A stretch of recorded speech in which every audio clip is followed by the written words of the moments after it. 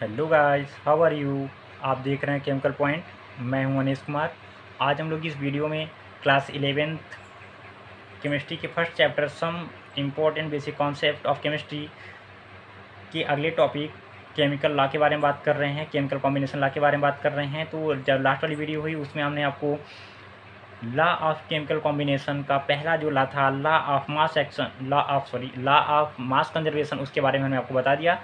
द्रव्यमान संरक्षण का नियम क्या होता है इसके बारे में मैंने आपको बता दिया। आज हम उसको रिवाइज करेंगे। रिवाइज करने के बाद फिर अगले लॉ के बारे में बात करेंगे जो कि बहुत इंपॉर्टेंट है वो भी संबंधित है रासायनिक संयोग से, यानी कि उस पर भी जो रासायनिक अभिक्रियाएँ होती हैं वो उस पर डिपेंड करती हैं। तो उस नियम के बारे में हम लोग आज पढ़ने वाले हैं। तो यहाँ पर हम सबसे पहले देखते हैं कि लॉ ऑफ मास कंजर्वेशन क्या होता है। उसके बाद फिर हम लोग अगले टॉपिक के बारे में बात करेंगे, अगले लॉ के बारे में बात करेंगे। यहाँ पर अगर हम देखें लॉ ऑफ मास कंजर्वेशन क्या होता है, तो देखिए लॉ ऑफ मास कंजर्वेशन इसको प्रपोज किसने किया था? लोमोनोसोव ने किया था, जो रशियन साइंटिस्ट हैं, और 1756 में उन्होंने किया था लोमोनोसोव ने। कुछ लोग जो है द्रव्यमान संरक्षण के नियम का प्रतिपादन जो केमिस्ट्री के फादर हैं, फादर ऑफ केमिस्ट्री लिओजियो को मानते हैं। तो यहाँ पर हमने लोमोनोसोव दिया है। कुछ बुक वाले लोमोनोसोव छापते हैं और कुछ बुक्स वाले जो हैं वो लिओजियो को छापते हैं। तो आप इसको देख लीजिएगा, इसमें काफ़ी कंट्रोवर्सी है अभी तक।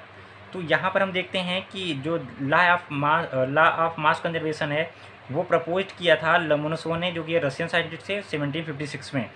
ये नियम क्या कहता है? ये नियम कहता है कि कोई भी रासायनिक अभिक्रिया होगी, रासायनिक अभिक्रियाओं में कुल पदार्थों का कुल द्रव्यमान अपरिवर्तित रहता है। यानी कोई भी रिएक्शन आप कराओगे तो उसमें जितना आपने मास लिया है रिएक्टेंट का उतना ही आपको प्रोडक्ट में प्राप्त होगा।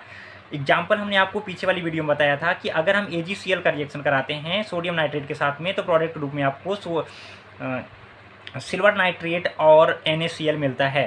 तो यहाँ पर हमने लैंडोर्ट एक्सपेरिमेंट के बारे में बात की थी। लैंडोर्ट एक्सपेरिमेंट क्या हुआ? तो लैंडोर्ट एक्सपेरिमेंट के द्वारा हम लोग ये सिद्ध कर सकते हैं कि द्रव्यमान संरक्षण का नियम सत्य है। यहाँ पर हम देखें तो ये नियम क्या कहता है, फिर से देख लेते हैं एक बार। रासायनिक अभिक्रियाओं में कुल पदार्थों का कुल द्रव्यमान अपरिवर्तित रहता है। यानी कि कोई भी आप रासायनिक अभिक्रिया कराओगे तो उसमें जितना भी मास आप लोगे प्रोडक्ट के रूप में आपको उतना ही मास मिलेगा। कोई भी केमिकल रिएक्शन जब होगी तो उसमें आपका मास लॉस नहीं होता है। मतलब ये है कि मास हमारा कंजर्व रहता है, द्रव्यमान हमारा क्या रहता है? संरक्षित रहता है। इसीलिए इस नियम को कहा गया है लॉ ऑफ मास कंजर्वेशन। रासायनिक अभिक्रियाओं में कुल पदार्थों का कुल द्रव्यमान अपरिवर्तित रहता है। अगर हम बात करें यहाँ पर total mass of substance are conserved in any chemical reaction, जितना भी मास आप सब्सटेंस का लेंगे किसी भी रासायनिक अभिक्रिया में वो कंजर्व रहता है, अर्थात संरक्षित रहता है।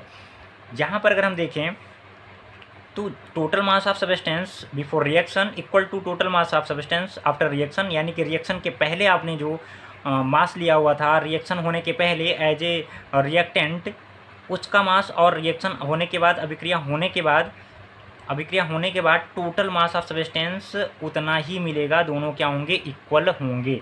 तो ध्यान रखिएगा, कोई भी रासायनिक अभिक्रिया कराओगे आप, कोई भी सब्सटेंस लोगे तो उसमें आपका मास परिवर्तित नहीं होगा। Chemical reactions are based on the law of mass conservation. जितनी भी रासायनिक अभिक्रियाएँ होती हैं वो बेस्ड होती हैं लॉ ऑफ मास कंजर्वेशन में, अर्थात सभी रासायनिक अभिक्रियाएँ द्रव्यमान संरक्षण नियम का पालन करती हैं। यहाँ पर अगर हम लैंडोर्ट एक्सपेरिमेंट दिखाएं आपको किस प्रकार से होता है, तो लैंडोर्ट एक्सपेरिमेंट में उन्होंने क्या किया था कि उन्होंने H आकार की एक नली ली थी और उसमें उन्होंने एक साइड में भर दिया AgCl, यानी कि सिल्वर क्लोराइड, और सोडियम नाइट्रेट उन्होंने एक साइड में डाल दिया। सबसे पहले उन्होंने क्या किया कि ये जो पूरा तोलन नली थी, ये जो पूरा नली था, नली का भार ले लिया, यानी कि आपने क्या ले लिया?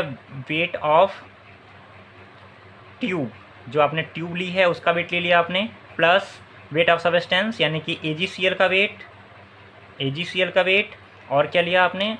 NaNO3 का वेट। अगर इसको हम बाई मास देखें, NaNO3 ये ले लिया यहाँ पे। अगर इन तीनों का सब्सटेंस ये जो है, इसको सबसे पहले तौल लिया लैंडोर्ट ने। तौलने के बाद इन्होंने देखा कि जितना भी मास इसका था उन्होंने एज ए रिटर्न रख लिया उसको। उसके बाद इन्होंने क्या किया कि इस H आकार की ट्यूब को पकड़ के काफ़ी तेज़ी के साथ हिलाया। हिलाने के बाद AgCl और NaNO3 आपस में रिएक्ट कर गया। रिएक्ट करने के बाद प्रोडक्ट फॉर्मेशन हुआ NaCl और AgNO3, सोडियम नाइट्रेट कन्वर्ट हो गया सिल्वर नाइट्रेट में, और AgCl वो कन्वर्ट हो गया NaCl में। उन्होंने आफ्टर द रिएक्शन जब मास लिया तोलने के बाद, तो उन्होंने देखा कि जितना मास उन्होंने लिया था, यानी कि वेट ऑफ ट्यूब AgCl का वेट और NaNO3 का वेट उतना ही, जब ये NaCl और AgNO3 बना तब भी आपका इक्वल मास आया। यानी कि इसमें भी उन्होंने वेट ऑफ ट्यूब लिया प्लस यहाँ पर आपने NaCl जो आपका नया फॉर्म हुआ है प्रोडक्ट के रूप में उसका वेट लिया, और AgNO3 जो सिल्वर नाइट्रेट है उसका भार लिया। तो देखा कि रिएक्शन के पहले और रिएक्शन के बाद दोनों का मास क्या था, सेम था। तो उन्होंने इस रिएक्शन के द्वारा ये सिद्ध किया कि लॉ ऑफ मास कंजर्वेशन वो सत्य है और सभी रासायनिक अभिक्रियाएं इसका अनुपालन करती हैं। तो यहाँ पर हमने बात की लॉ ऑफ मास कंजर्वेशन के बारे में।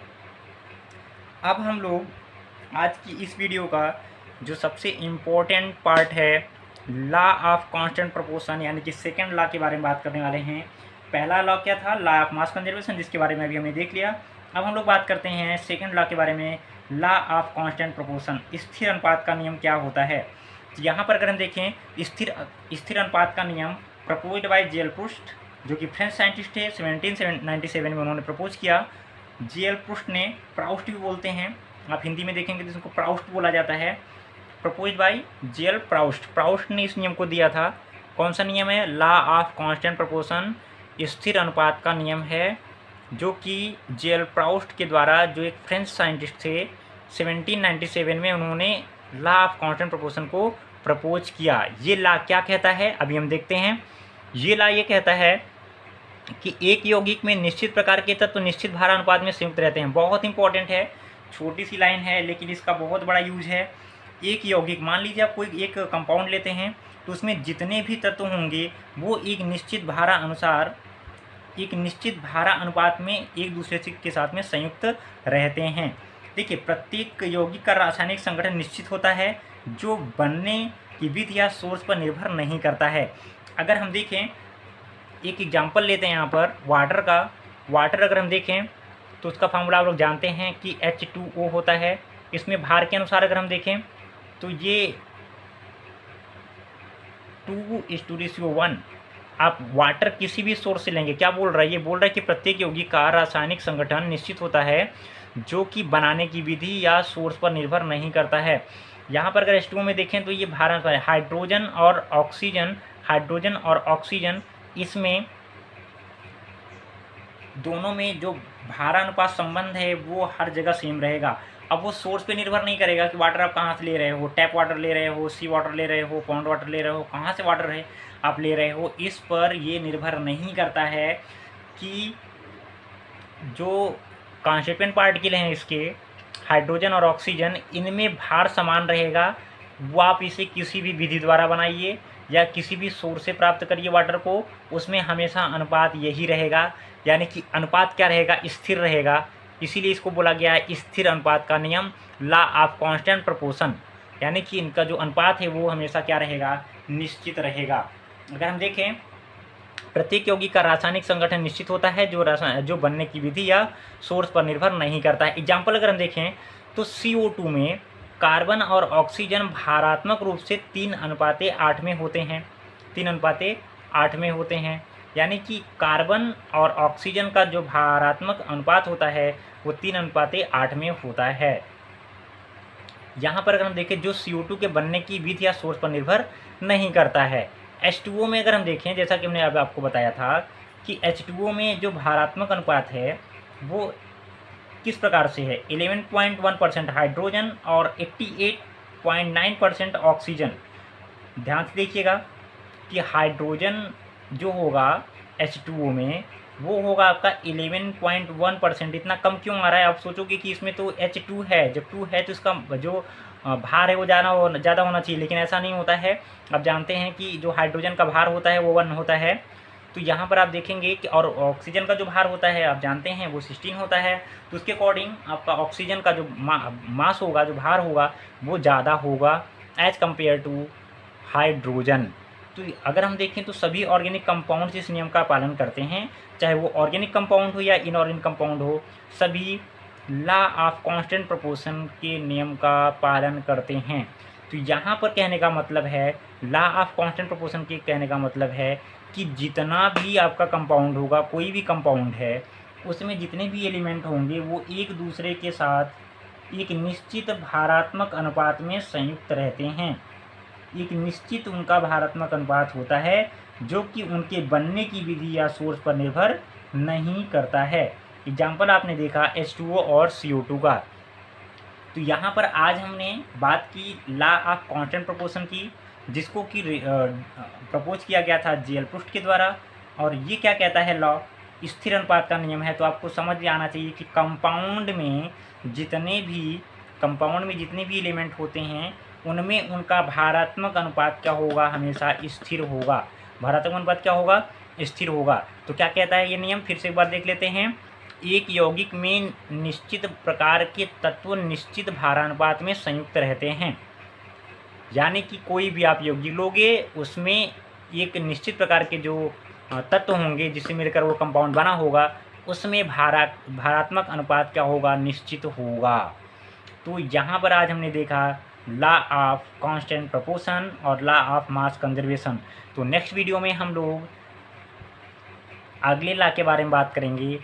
अभी आपके लगभग 2-3 लॉ और बचे हुए हैं, उसके बाद ये टॉपिक आपका लॉ ऑफ केमिकल कॉम्बिनेशन ख़त्म हो जाएगा।